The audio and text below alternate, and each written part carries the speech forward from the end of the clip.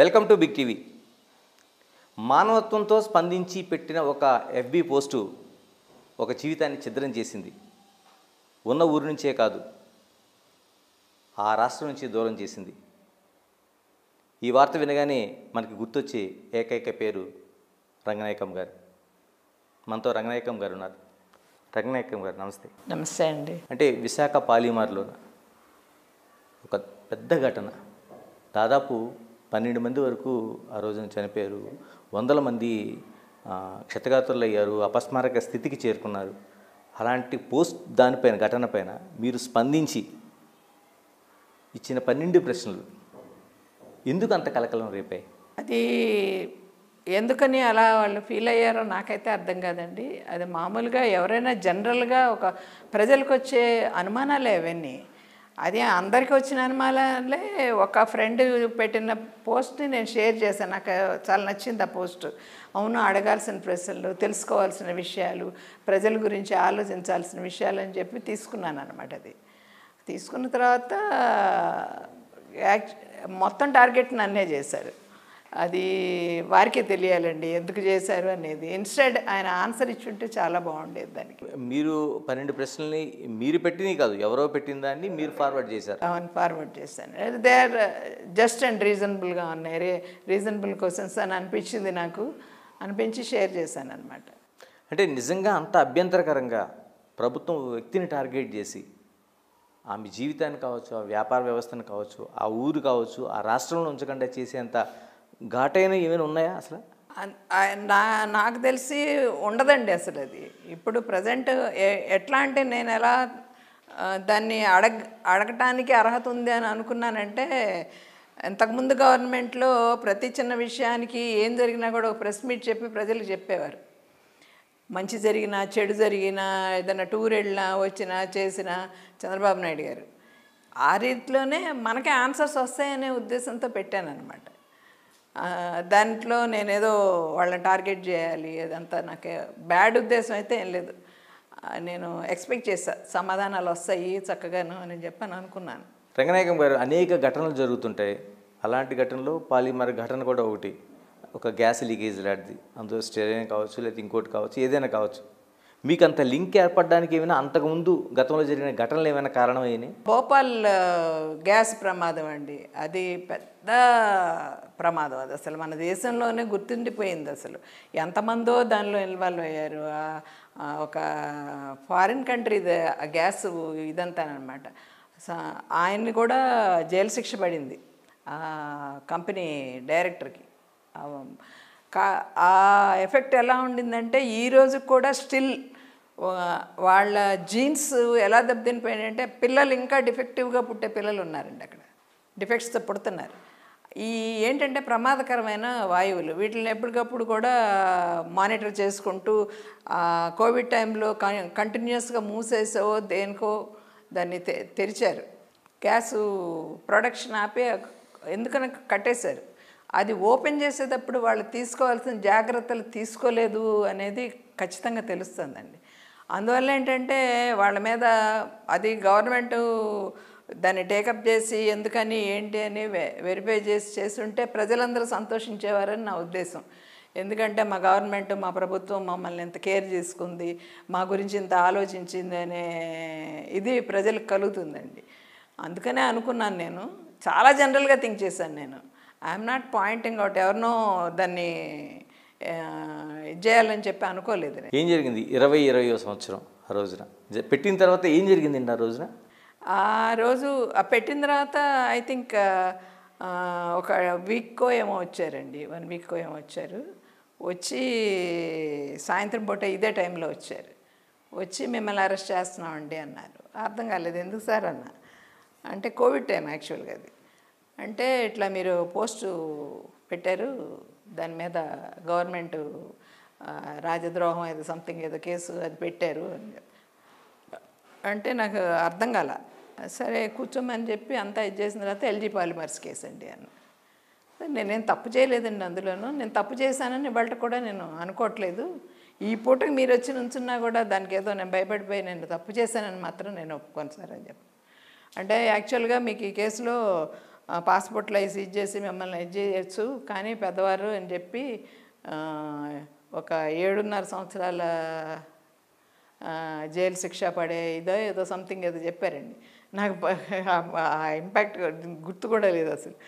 అందుకని మిమ్మల్ని అరెస్ట్ చేసి తీసుకెళ్ళట్లేదు, కానీ మీరు 21వ తారీఖున వచ్చి సిఐడి ఆఫీస్కి వచ్చి స్టేట్మెంట్ ఇవ్వాలి, మీరు హాజరవ్వాలి, విచారణకు హాజరవ్వాలి. విచారణకు హాజరయ్యే లోపలే ఇక ఆ రోజు రాత్రి వాళ్ళు 9 అయింది, వాళ్ళు అన్నీ నాతో మాట్లాడి అన్నీ చేసి వెళ్ళేటప్పుడు ఈ టైం నుంచి రాత్రి 9 అయింది. నేను చెప్పా, సార్ ఇది మీరు ప్రెస్కి ఇవ్వకండి సార్, దయచేసి ప్రెస్కి ఇస్తే అదేంటంటే చాలా పెద్ద ఇష్యూ అయిపోతుంది, నాకు అనిపిస్తుంది మనసులోను, ఇవ్వకండి అయ్యా భలేవారే, ఎందుకు ఇవ్వకుండా ఉంటాం, మీరు భయపడుతున్నట్టున్నారు తప్పు చేసినందుకు అని చెప్పి వెళ్ళిపోయి ఇమీడియట్గా ప్రెస్ రిలీజ్ చేశారండి. నేనైతే ఎవరికి ఫోన్ చేయటం కానీ ఎవరినైనా సహాయం అడగటం కానీ ఏం చేయలే. మన్నాడు ఎవరి దగ్గరికి వెళ్ళొచ్చు, ఏ లాయర్ దగ్గరికి వెళ్ళొచ్చు, లీగల్గా ఎలా ప్రొసీడ్ అవ్వచ్చు అని అదే ఆలోచించుకుంటున్నా. ఒక దావానలాగా వ్యాపించిపోయింది అసలు. వ్యాపించిపోయి ఇక అసలు ఎన్ని ఫోన్ కాల్స్ అంటే వందలు అసలు ఆగట్లే. నా ఫోన్ అయితే, నా ఫోను మా అబ్బాయి ఫోను ఇవన్నీ ఆగట్లే.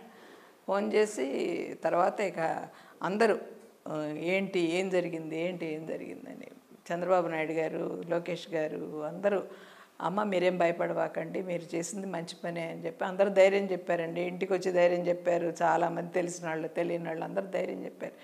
ధైర్యం చెప్పి మీరు ఫేస్ చేయాల్సి వస్తుంది, కాస్త జాగ్రత్త అని చెప్పి జాగ్రత్తలు చెప్పి వెళ్ళారండి.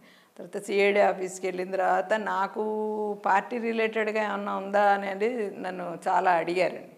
మీకు పార్టీకి ఏమన్నా సంబంధమా, ఈ పోస్ట్ మీరు ఎందుకు పెట్టారు, వాట్ ఈస్ ద రీజన్ అని చెప్పి అంటే, పార్టీ అయితే ఏం లేదండి, నాకు కొంచెం చదువుకున్నాను నేను, ఆ చదువుకున్న దీంట్లో కొంచెం ఆలోచన కలిగింది నాకు అప్పట్లో ఆ భోపాల్ కేసుది ఇది వచ్చి నేను ఎప్పుడు పార్టీ ఆఫీసుకి వెళ్ళటం, సభలకు వెళ్తాం, వీటిలన్నిటికీ నాకు అసలు అలవాట్లేదు. నేను ఎప్పుడూ వెళ్ళలేదు కూడాను, ఎవరిని చూడలేదు కూడా, ఫిజికల్గా ఎవరిని చూడలేదు నేను ఇంతవరకు అని చెప్పాను అన్న. అంటే తర్వాత ఇక రాయించుకొని ఇది చేసి ఎంతసేపటికి ఇదే ఇంట్రాగేషన్, మీరు ఎవరు ప్రెషర్తో పెట్టారు అనేది నన్ను చేశారు. నన్ను ఎవరు ప్రెషర్ చేయలేదండి, నా అంతటి నేను పెట్టాను అని చెప్పి తర్వాత బయట గోల ఎక్కువయ్యేటప్పటికి స్టేట్మెంట్ రాయించుకొని సంతకం పెట్టించుకొని పంపించేశారు. ఎలా అంటే మీరు ఫార్వర్డ్ చేసిన వాళ్ళని ఎవరిని విచారణ చేయలేదండి? ఇంకొక అతను ఉన్నాడండి, రఘునాథ్ మల్లాది అని ఆయన ఉన్నారు, ఆయన కూడా ఇచ్చారు. తర్వాత ఆయనకి నాకు కనెక్ట్ కాలేదండి, ఆయన్ని విచారించారనమాట. విచారించిన తర్వాత ఇక మా గురించి ఏమీ తెలియలేదండి, విషయాలు అయితే ఏం తెలియదు. అది తర్వాత ఏం జరిగిందనేది తెలియదు. చాలా ఎట్లా అంటే అబ్రాడ్కి వెళ్ళిపోయింది, అసలు చాలామంది అడిగారు, ఇంకా చుట్టాలు బంధువులు ఆల్ ఓవర్ ఇండియా అండి, నేషనల్ వీళ్ళు కూడా అడిగారనమాట. దీంట్లో ఏమైనా మీకు పరిణామాలు కనుక జరిగితే మాకు ఎమ్మటే ఇన్ఫామ్ చేయండి అని చెప్పి అడిగారు, వచ్చి ఇంటర్వ్యూ తీసుకుని వెళ్ళి. సరే చెప్తానన్నాను. తర్వాత నన్ను ఆ తర్వాత కదిలించాల, అట్లాగా ఉండిపోయిందనమాట అది. ఇలాగ అదే సమయంలోన మీ పైన తెలుగుదేశం పార్టీలో మీ వెనకుండి ఇంత పెద్ద పోస్ట్ పెట్టించారండి, లేదా తెలుగుదేశం పార్టీలో మీరు ఒక క్రియాశీలకంగా ఉండే ఒక వ్యక్తిని, చంద్రబాబు నాయుడు గారు కావచ్చు, లేకపోతే లోకేష్ కావచ్చు, మీతో చాలా సంబంధాలు కలిగి ఉన్నారని అనేక ప్రచారాలు జరిగాయి. అవునండి. ఆ పార్టీకి మీకు అసలు ఎలాంటి సంబంధం లేదండి. అసలు నేను ఒకటేనండి, నేను ఎప్పుడు కూడా అంత డెప్త్కి వెళ్ళి ఆలోచించలే. నాకు ఎప్పుడు కూడా చంద్రబాబు నాయుడు గారు అంటే ఒక మంచి గౌరవం. ఆయన మొదటి నుంచి నేను అబ్జర్వ్ చేసేటప్పుడు మా ఇంట్లో ఏంటంటే డైరెక్ట్గా పాలిటిక్స్లో పార్టిసిపేట్ చేస్తే ఊరుకునేంత ఇది మా వారికి వీళ్ళకి ఉండేది కాదు. అందుకని నేను ఎంతసేపు న్యూస్ పేపర్ చదివేదాన్ని, ఓ టీవీ చూసేదాన్ని, న్యూస్ వినేదాన్ని. ఇంతకు తప్పితే నేనేదో డైరెక్ట్గా పాలిటిక్స్కి ఇన్వాల్వ్ అవ్వాలి. అప్పుడు మా వారు కూడా చనిపోయారు, ఖాళీగా ఉండేదాన్ని. అందుకని ఆ ఫేస్బుక్ అలవాటు అయిందనమాట. చంద్రబాబు నాయుడు గారు అంటే ఒక మంచి ఇంప్రెషన్ అండి. ఆయన ఉన్నంతకాలం వ్యాపారాలు కూడానండి, బైఫర్కేషన్ అయిపోయిన తర్వాత ఎంత బాగా జరిగినాయి అంటే, ఆయన వచ్చి బైఫర్కేషన్ అప్పుడు మాకు గుంటూరులో రోజుకి 9 గంటలకు పవర్ కట్ ఉండేదండి. ఆ హోటల్స్ జనరేటర్లు వేసి ఆడించుకొని చేసే అంత ఇది లేదు, వ్యాపారాలన్నీ తగ్గిపోయినాయండి, ఫ్లోటింగ్ లేదు, ఒక రకమైన దీనమైన స్థితిలోకి వెళ్ళిపోయింది గుంటూరు. మరీ అసలు గుంటూరుకి అయితే అసలు లైఫ్ లేదనిపించేటట్టు అయిపోయిందనమాట. ఆ పరిస్థితుల్లో వీరు వచ్చాక అమరావతి ఎప్పుడైతే ఆయన ప్రకటించారో రాజధాని అని, ఇంకా విపరీతమైన ఫ్లోటింగ్ అండి. అద్దెలు పెరిగిపోయినాయి, ఫ్లోటింగ్ పెరిగిపోయింది, వ్యాపారాలు బాగున్నాయి, కళకళలాటం మొదలుపెట్టింది అనమాట. ఇక నాకు ఊపిరి తిరిగింది. అప్పటికి నేను చాలా ఇబ్బందులు పడుతున్నాను. నేను ఊపిరి తిరిగి చాలా ఆనందం వేసింది. అబ్బాయి ఇక మనకి ఇంకా ఏ ప్రాబ్లం లేదు, ఇంకా అందరం బాగుంటాము, అందరి వ్యాపారాలు బాగుంటాయి అని చెప్పి ఎంతో ఆనందించానండి.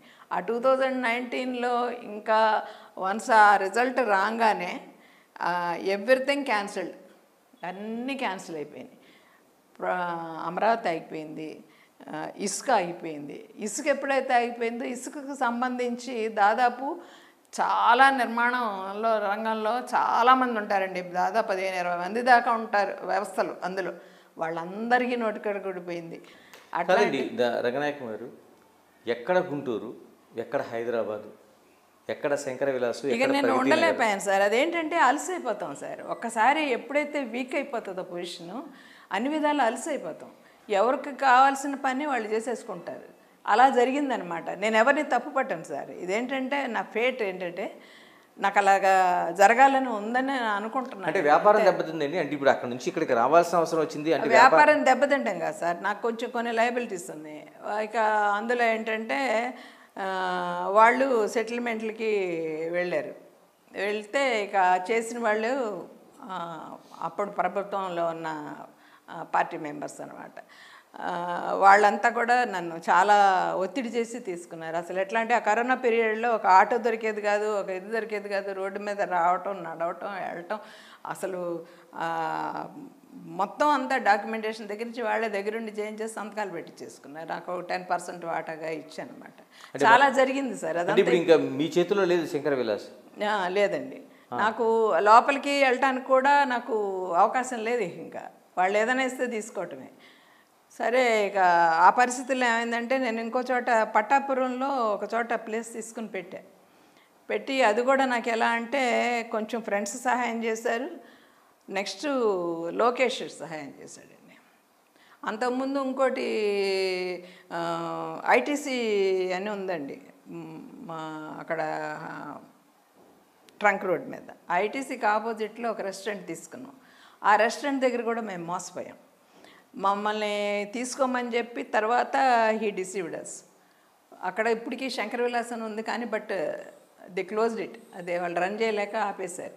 తర్వాత ఇక్కడ ఈ ప్లేస్లో నేను తీసుకొని పెట్టిన తర్వాత అసలు ఐ నెవర్ ఎక్స్పెక్టెడ్ అండి. నేనున్నాను అక్కడ అని తెలిసి అసలు మేడం గారు పెట్టారు ఇక్కడ, ఇదేంటి మేడం గారు ఇక్కడికి వచ్చారండి శంకర విలాస్ మేడం గారిని.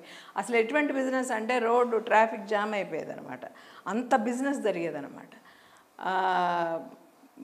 అందరూ ఆశ్చర్యపోయేవారు. ఆ టైంలో మళ్ళీ నా మీద ట్రేడ్ లైసెన్స్ ఇవ్వకుండా ట్రేడ్ లైసెన్స్కి అప్లై చేశాను. అన్ని లైసెన్స్లు వచ్చాయి కానీ ట్రేడ్ లైసెన్స్ ఇవ్వాలి. పక్కాళ్ళు ఒప్పుకోవట్లేదండి. అందుకని మేమేమో వాళ్ళు సీఎంఓ దాకా పెట్టారు. సీఎంఓ నుంచి ఒత్తిడి వస్తుంది, మాకు మేయర్ గారి నుంచి ఒత్తిడి వస్తూ ఉంది, మీరు తీసేయాల్సిందే, ఆపేయాల్సిందే. సీజ్ చేసేసారు హోటల్, రన్నింగ్ హోటల్ని సీజ్ చేసేసారు. సీజ్ చేసిన తర్వాత మళ్ళీ నేను అప్లై చేసుకొని ఇది చేసిన తర్వాత కరెక్ట్గా 4 నెలల పాటు ఇవ్వలేదు సార్. నేను తీసుకున్నదే 11 months అగ్రిమెంట్. అది 11 months అగ్రిమెంట్లో నేను నడిపింది ఒక 2 నెలలేమో సరిగ్గా నడిపానేమో. తర్వాత మూతపడింది. 4 నెలలు మూసేశారు. అంటే ఆంధ్రప్రదేశ్లో అడుగు పెట్టను అని ఇంకా ఏముంది సార్. నేను అన్నేళ్ళు సర్వీస్ చేశాను. 40 ఏళ్ళ సర్వీస్ నాది ఉంది అక్కడ హోటల్స్లోనే. నేను పెళ్ళి వెళ్ళేటప్పటికి 50 ఏళ్ళు అక్కడ. నేను చదువుకుంది కూడా విమెన్స్ కాలేజీలో అండి, గుంటూరులో. 52 ఏళ్ళు యాక్చువల్గా. 70లో చేరాను విమెన్స్ కాలేజీలో. పెళ్ళి ఎమ్మటే అయిపోయింది డిగ్రీ అవ్వగానే. అంత ఇదిలో నా వెనకాల అమ్మ మేము ఉన్నాము, మేము మాట్లాడతాం, మీరేం ఇదవ్వకండి, ఒక ఎమికబుల్గా వెళ్దురు కానీ మీకు ఇది లేదు. అందరూ కూడా వదిలేశారు. అందరూ తెలిసిన వాళ్ళందరూ కూడా వదిలేశారు, లిటరల్గా వదిలేశారు. మాతో చెప్పలేదే అని అంటారు. తర్వాత మాతో చెప్పలేదు. నా సఫరింగ్ మీరు చూస్తున్నారు, ఎందుకు సఫర్ అవుతున్నానో చూస్తున్నారు. చూసి కూడా ఎవరికైనా చెప్పుకునేందుకు కూడా వీల్లేకపోయింది సార్. చాలా మానసిక దీంట్లో వచ్చేసాను అనమాట. అక్కడి నుంచి కొంచెం ప్రశాంతంగా ఉంటే మనసు పనిచేస్తుంది సార్. నాకు ఉన్నదే కాస్త మెదడు, అదే నా ఆస్తి. దీని మీద ఇక్కడికి వచ్చాక కాస్త రిలాక్స్ అయ్యి ఏం చేయాలి, ఫ్యూచర్లో ఏం చేయాలి అని చెప్పి అనుకుంటా కూర్చున్నాను. నాకేంటంటే పాపం మా బాబు పిల్లలు కూడా పెద్దవాళ్ళు అయ్యారు. పెద్ద పాప నీట్ రాసింది, చిన్న పాప అప్పటికి నేను వచ్చేటప్పటికి జూనియర్ ఇంటర్ అయిపోయింది, సీనియర్లోకి ఎంటర్ అయింది. అది ఐఐటి జేఈకి ట్రై చేస్తూ ఉంది. వాళ్ళిద్దరి భవిష్యత్తు ఏమవుతుందా అని అదొక్కటి బాగా దిగులుగా ఉందండి నాకు. వాళ్ళ వాళ్ళ వాళ్ళ చదువులు, వాళ్ళ మంచి చెడు అంతా కొంచెం ట్రాక్ అయిపోతే లైఫ్ మళ్ళీ వాళ్ళు బాగుంటారు. నాకు ఈ వయసులో నాకు సంతోషంగా ఉంటుంది. అంటే గుంటూరు తెలిసిన ప్రతి ఒక్కరికి బ్రాడీపేటలో శంకర విలాసు తెలిసే విషయం అది. అలాంటి 75 ఏళ్ల చరిత్ర కలిగిన శంకర విలాసం వదులుకొని వచ్చినప్పుడు ఎలాంటి ఫీలింగ్ ఉంది? ఎట్లా అంటేనండి, నేను ఒక పార్ట్ ఆఫ్ మై లైఫ్ అక్కడ ఉండిపోయింది. నా శరీరం వచ్చింది కానీ ఎక్కడికి, నా మనసు అంతా అక్కడే ఉంది సార్. కొన్నాళ్ళ పాటు చాలా బెంగ పెట్టుకున్నాను. పొద్దున్న లేస్తే నాది అనుకునేది ఏమీ లేకుండా అయిపోయింది గుంటూరు అని చెప్పి చాలా బాధ వేసింది. చాలా రోజులు నాకు మెంటల్గా నేను చాలా దెబ్బతినేదాన్ని. అది చాలా గట్టి చేసుకున్నాను అనమాట. అసలు ఇంకోళ్ళు అయితే సూసైడ్ చేసుకోవాలి. నేను ఒక్కొక్క రోజు నా అవసరాలకు కూడా ఇబ్బంది పడేదాన్ని అన్నమాట. ఆ టైంలో మా పాపకి ఇదంతా నేను చెప్పలేదండి. తను అమెరికాలో డాక్టర్. తను తెలిసి బాగా బాధపడింది. ఏంటమ్మా ఎంత జరిగితే నువ్వు అసలు నాకు ఏం చెప్పలేదు అని చెప్పి. Now she is looking after us. తను ఏం పర్వాలేదు నేను ఉన్నాను అని చెప్పి ఇక ప్రస్తుతం జరుగుతూ ఉంది నా లైఫ్. నేను 10 మందికి అన్నం పెట్టాను, ఎంతోమందికి వెల్ఫేర్ చేశాను, చాలామందిని చూశాను. చివరికి నేను ఇలా అయిపోతానని అనుకోలేదు. మీరు ఒక మాట చెప్పారు, రంగనాయకం గారు అమ్మ అమ్మ అంటున్నవాళ్ళు, మీరు 10 మందికి పెట్టిన వాళ్ళు, అంటే ఒక పెద్ద విలాసం నడుపుతున్నవాళ్ళు. ఆ టైంలో బయట ప్రజలు పక్కన పెడితే మీ బంధువులు, మీ స్నేహితులు, మీ సహాయం పొందిన వాళ్ళు, మీ దగ్గర పనిచేసిన వాళ్ళు ఒక్కరు కూడా రానప్పుడు ఏమనిపించింది? లేదండి, బంధువులు మాత్రం నన్ను వెనకుండి వాళ్ళే ఆదుకున్నారు సార్. ఇప్పుడు సమస్య ఏంటంటే భోజనం గురించే కదా సమస్య సార్. నాకు చాలా సమస్యలు, ఇబ్బందులు ఉన్న దీంట్లో వాళ్ళు నా వెనకాల ఉండి ఇప్పటికీ ఆదుకుంటూనే ఉన్నారు. వాళ్ళు నా సిస్టర్స్ అందరూ కూడా. నా సిబ్లింగ్స్ మాత్రం ఎవరికి ఉండరు అంత మంచి సిబ్లింగ్స్. నా సిస్టర్స్ కానీ నా బ్రదర్ కానీ వీళ్ళందరూ కూడా ఆదుకుంటున్నారు. కాకపోతే ఏంటంటే ఎంతకాలం వాళ్ళ మీద ఆధారపడి, కాళ్ళు చేతులు బాగానే ఉన్నాయి కదా, పని చేసుకోగలం. ఆ టైంలో ఇక ప్రతిసారి వెళ్ళి వాళ్ళ మీద ఆధారపడాలి. నాకు ఈ సమస్య వచ్చింది, దీనికి అంత కావాలి, దానికి అంత కావాలంటే అది ఎన్నాళ్ళు భరిస్తారు? అది బాగుండదు కదా.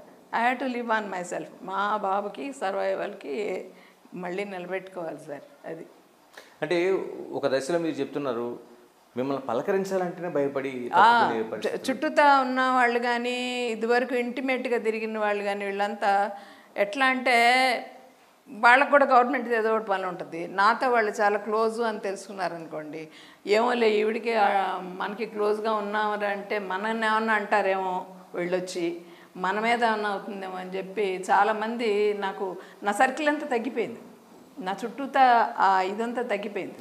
ఇలాగ ఆ సమయంలో మీ పైన కులముద్ర వేశారు.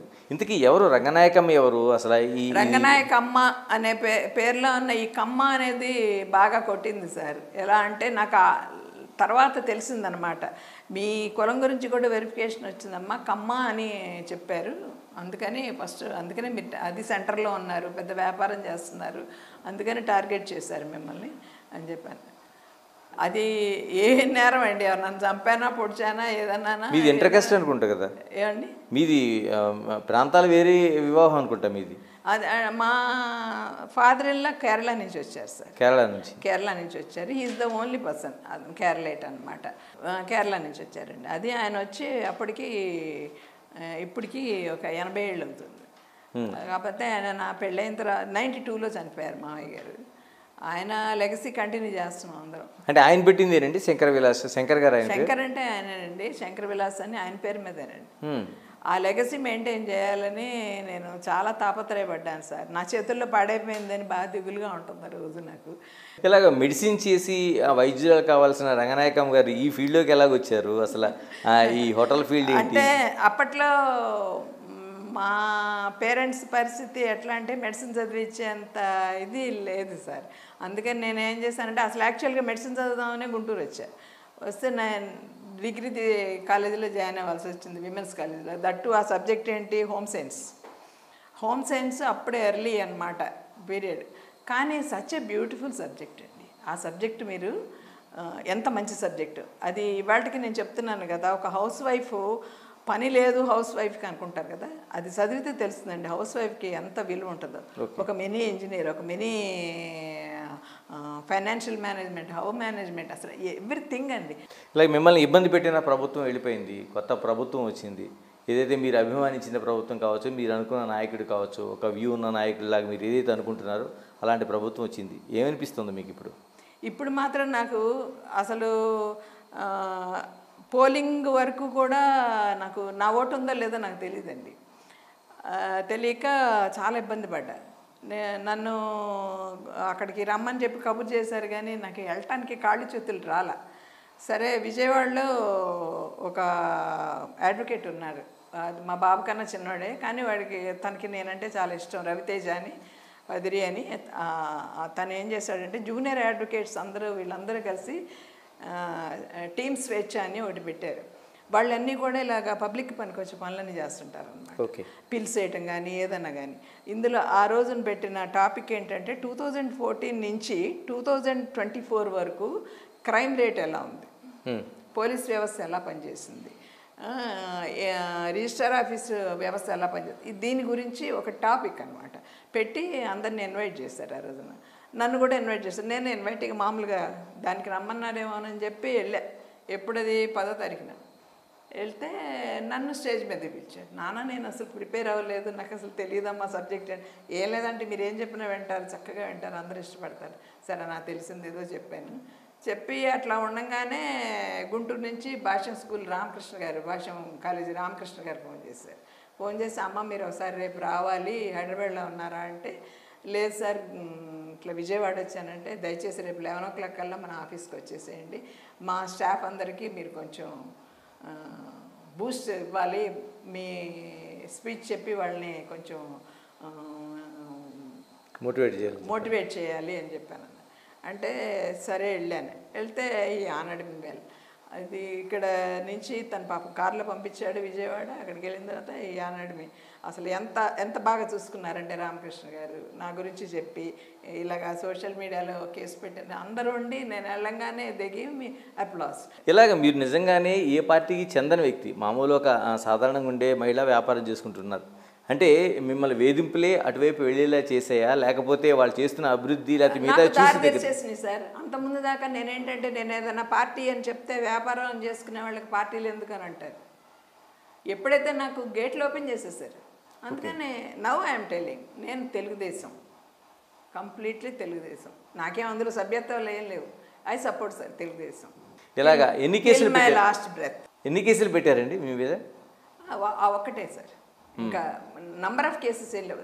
ఆ ఇంపాక్ట్కి వాళ్ళు దడిచారు సార్. ఇలాగ అయిందా? ఇప్పుడు ఇంకా కంటిన్యూ అవుతున్నాయా కేసులు? అంటే నాకు తెలిసి ఏదో నంబర్ వేసి సమ్మన్స్ సర్వీస్ చేసే దీంట్లో ఉన్నారు, సంజయ్ గారు వచ్చిన తర్వాత అని అన్నారు సార్. మరి ఐ డోంట్ నో, ఆ ఫ్యాక్ట్ అయితే నాకు తెలియదు. ఐ హర్డ్ అది ఇలాగా కేసు బిగిన్ అవ్వచ్చు అని. కానీ ఇప్పుడు అయిపోయింది కాబట్టి దాని గురించి పట్టించుకోకపోవచ్చు, విత్డ్రా చేసేయచ్చు, గవర్నమెంట్ మారింది కాబట్టి ఐఎమ్ హోపింగ్. ఇలాగ ఇప్పుడు శంకర విలాస్ మీరు కళ్ళగన్నది మీ మామగారు స్వయం కృషితో పెట్టింది బలవంతంగా మీ దగ్గర నుంచి తీసుకునే పరిస్థితి వచ్చిందని చెప్తున్నారు. ఇలా దానికోసం ఆలోచిస్తున్నారా? అది నాకు ఎలా జరుగుతుంది అనేది నేను ఐ కెనాట్ డిసైడ్ అండి. ఎందుకంటే అవతల వ్యక్తులు కూడా నాకు ఎలా కోఆపరేట్ చేస్తారనేది తెలీదు. దాన్ని నేను ఇప్పుడే ప్రెడిక్ట్ చేయలేనండి. ఎట్లా వెళ్తుంది దాని మీద నాకు ఎటువంటి న్యాయం జరుగుతుంది అనేది I have to wait and see. నేను వెయిట్ చేయాలనుకుంటున్నాను. అంటే లీగల్గా ఉన్నాయండి ఏమైనా ఫైట్స్ ఏమైనా ఉన్నాయి? లీగల్ ఏం లేదు సార్. అదే రాసుకున్న దాని ప్రకారం నాకు రెమ్యూనరేషన్ అది ఇస్తామన్నారు. రెమ్యూనరేషన్ అది ఏమి ఇవ్వట్లేదు 3 years బట్టి కూడా. ఏయో రీజన్స్ చెప్తున్నారు అదని ఇదని. ఏ విధంగా కూడా నాకు న్యాయం అనేది శంకర విలాస్ నుంచి జరగాలి సార్. అంతే కదా, మీ సిగ్నేచర్ అది. మీకు శంకర విలాస్ అనేది ఒక సిగ్నేచరు. మీ 75 ఏళ్ల పాటు ఒక చరిత్రను తీసుకొచ్చేదాన్ని మీరు అందులో కూడా మీరు కష్టపడి నడిపింది. పెద్దవాళ్ళందరూ కూర్చుంటే కనుక తేలిపోతుంది సార్. ఏమైనా ఇప్పుడు ప్రభుత్వం మారింది, ఏమైనా వాళ్ళ వైపు తీసుకెళ్లే అవకాశం ఉందా? నేను ఇప్పుడు కోర్టులకి వెళ్ళి ఫైట్ చేసేంత శక్తి నాకు కూడా లేదు సార్. అది మానవత్వంతో నా గురించి కూడా ఆలోచించాలి అనేది మాత్రం కోరుకుంటున్నాను నేను.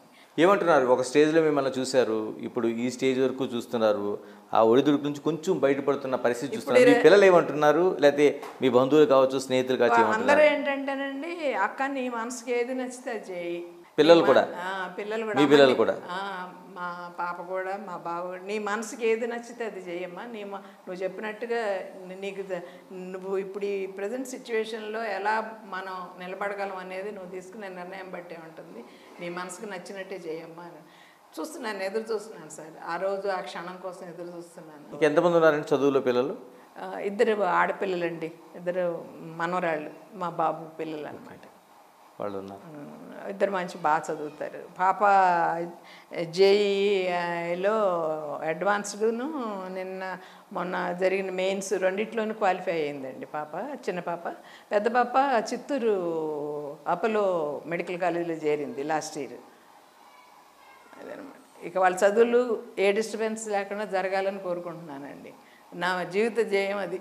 ఒక 5 ఏళ్ల కాలంలో మీలాంటి వాళ్ళు అనేక మంది, అంటే పార్టీలతో సంబంధం ఉన్నా లేకపోయినా వ్యాపారాలు చేసుకున్న అనేక కేసులు పెట్టారు, అక్రమంగా వాళ్ళని నిర్బంధించారు, జైలు పాలు చేశారు. చివరికి చంద్రబాబు నాయుడు గారు కూడా ఆ పరిస్థితి వచ్చింది.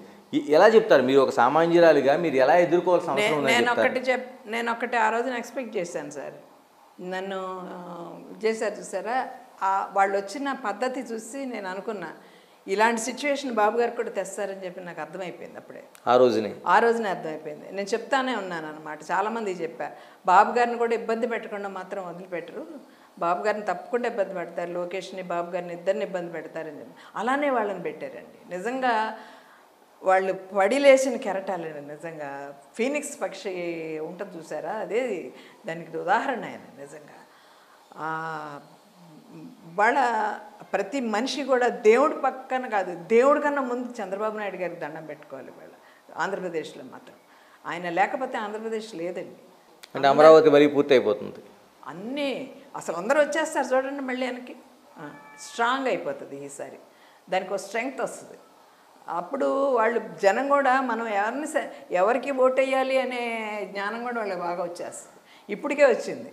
చాలామంది కూడా రియలైజ్ అయ్యారండి, తప్పు చేసామని రియలైజ్ అయ్యారు. మనం మన కన్ను మనమే పొడుచుకున్నాము, ఒక ఛాన్స్ ఇచ్చి మన కన్ను మనమే పొడుచుకున్నాం. ఎవరైనా ఏం కోరుకుంటారు సార్? మనుషుల్ని కోరుకోరు సార్, పరిపాలనే కోరుకుంటారు. రంగనాయకం గారు, మీలాగా అక్రమ కేసుల్ని, నిర్బంధాలని ఎదుర్కొన్న వాళ్ళకి ధైర్యంగా ఉండమని ఏ విధంగా చెప్తారు మీరు? ఏం లేదండి, ఇప్పుడు ప్రభుత్వం మారింది కదా, ధైర్యంగా ఉండటం అంటే మన ధైర్యం మన పరిపాలకులే. మన పాలకులు మన వెనకాల మన కొమ్ము కాస్తున్నంతసేపు మనం భయపడాల్సిన అవసరమే లేదు. ఒక కీలకమైన విషయం చెప్పారు. ఆ రోజున మీ దగ్గరికి సిఐడి అధికారులు కావచ్చు, లేకపోతే పోలీసులు కావచ్చు వచ్చినప్పుడు వాళ్ళు మాట్లాడిన తీరు కావచ్చు, వాళ్ళ బెదిరింపులు కావచ్చు, ఇది ఇంకా పెద్ద నాయకులను కూడా తీసుకెళ్లే అవకాశం ఉందని చెప్పారు. అంటే పోలీసులు ఇంత పక్షపాతంగా, లేకపోతే సిఐడి కావచ్చు, పక్షపాతం అంటే ఉండడాన్ని ఏ విధంగా చూడాలి? అంటే అధికారులు మనం వేరే విధంగా చూస్తాం. వాళ్ళల్లో ఎటువంటి భరోసా వచ్చేసిందంటేనండి, ఈ గవర్నమెంట్ ఎప్పటికీ వీరే ఉంటారు అని చెప్పి వాళ్ళు కూడా అనుకున్నారు. వాళ్ళలో అలాంటి ఒక గుడ్డి నమ్మకం ఏర్పడిపోయింది. మనం ఏం చేసినా కూడా ఏం అవదు, ఎప్పటికీ మనం వచ్చేసాం, ఇంకా వెళ్ళదు, ఆయన నెలలు ఈయనే ఉంటారు అనే ధైర్యంతో చేసిన పనులు ఇవన్నీ. కానీ ప్రజలు ఎటువంటి తీర్పిస్తారని వాళ్ళు ఎక్స్పెక్ట్ చేయలేదు. ప్రజలు పిచ్చోళ్ళు కాదండి. నిజంగా నేను ఎంత ఆనందంగా ఉందంటే నాకు అసలు ప్రజల్లో ఇంత మార్పు చూస్తాను అని నేను అనుకోలేదు సార్. నేను ఎంతసేపు ప్రజల గురించి ఆలోచించాను. మీ ఇష్యూలో కేవలం ఫేస్బుక్కేనా, లేకపోతే మిగతా కుట్రలు ఏమైనా ఉన్నాయి అనిపిస్తుందా మీకు? ఎందుకంటే నేనుగా అందరికీ తెలియడానికి కారణం మాత్రం ఫేస్బుక్ సార్. ఫేస్బుక్ అనేది ఏంటంటే ఒక మంచి ప్లాట్ఫామ్. దాన్ని ఉపయోగించుకునే పద్ధతిలో ఉపయోగించుకుంటే చాలా సమస్యలు ఇదవుతాయి, సొసైటీ బాగుపడుతుంది. ఇలాగే ఇప్పుడు ప్రభుత్వం మారింది, ఆ రోజున మీరు ఒక అన్యాయం జరిగింది, వాళ్ళకి న్యాయం జరగాలని ఒక మానవతా దృక్పథంతో మీరు ఆ రోజున పోస్ట్ పెట్టారు. ఇప్పుడు ప్రభుత్వం మారిన తర్వాత కూడా రంగనాయకం గారి దృక్పథం అలాగే ఉంటుందా, ఏమైనా చేంజ్ అవుతుంది? అలాగే ఉంటుంది సార్. నేను బాబు గారిని కూడా అడుగుతాను సార్, ఒకసారి వాళ్ళ ఎల్జీ పాలిమర్స్ ఇష్యూలో వాళ్ళు దే నోటెడ్ ఇట్. నాకు తెలిసినంత వరకు ఎల్జీ పాలిమర్స్ ఇష్యూ కూడా బాబు గారి డైరీలో తప్పకుండా ఉంటుంది, పట్టించుకుంటాను అని. ఎందుకంటే ప్రతి చోట ఉన్న సమస్యలన్నీ వాళ్ళు నోట్ చేసుకున్నారండి. తప్పకుండా ఎల్జీ పాలిమర్స్ కూడా బాధితులకు కూడా మంచి జరుగుతుందండి. చేస్తారు, తప్పకుండా చేస్తారు. మీరు ఆయన దృష్టికి తీసుకెళ్తారా? ఎందుకంటే తీసుకెళ్తాను సార్. నా అవకాశం, నాకు బాబు గారితో మాట్లాడే అవకాశం కనుక వస్తే నేను తప్పకుండా అడుగుతాను. చివరిగా చెప్పండి రంగనాయకం గారు, ఎప్పుడు అంటే ఆ రాష్ట్రాన్ని విడిచి ఇంకా రాను అని ఇక్కడికి వరకు వచ్చారు, తెలంగాణ రాష్ట్రాన్ని చేరుకున్నారు. ఇప్పుడు మీరు అనుకున్న పరిస్థితులు అంటే ఏదైతే మిమ్మల్ని టార్గెట్ చేసిందో, వేధించిందో ఆ ప్రభుత్వం లేదు, మీరు అనుకున్న మంచి లక్ష్యంతో నా ప్రభుత్వం వచ్చిందనుకుంటున్నారు, ఎప్పుడు వెనక్కి వెళ్ళబోతున్నారు? నా డెస్టినీ ఎలా ఉందో తెలియదు సార్. ఇంకాను ఎట్ టు డిసైడ్. నేను అక్కడికి వెళ్ళినా ఇక్కడ కూర్చున్నా చేసేది ఏమీ లేదు, ఖాళీగా ఉన్నా. థ్యాంక్ యూ అండి, థ్యాంక్ యూ వెరీ మచ్. ఇది మనకి ఒక జరిగిన పాలిమర్ కేసులో, ఎల్జీ పాలిమర్ కేసులో ఒక చిన్న సానుభూతితో పెట్టిన మాటలు, వాళ్ళకి న్యాయం జరగాలని చేసిన ప్రశ్నలు ఒక జీవితాన్ని ఎంతవరకు తీసుకొచ్చాయో చూసాం. ఇప్పుడు రంగనాయకం గారికి ఎలాంటి న్యాయం జరుగుతుంది? ఎందుకంటే ఒక రాష్ట్రాన్నే విడిచిపెట్టిన పరిస్థితి వచ్చింది. ఇప్పటికీ ఆ కేసులు ఉన్నాయా లేదో తెలియని ఆ పరిస్థితి. మరి ఇప్పుడు మారిన తర్వాత ప్రభుత్వం ఏ విధమైన నిర్ణయాన్ని తీసుకోబోతుంది? ఆవిడ జీవితంలో ఎలాంటి మార్పు తీసుకురాబోతుంది? చూడాల్సిందే. Signing off, this is Ganesh.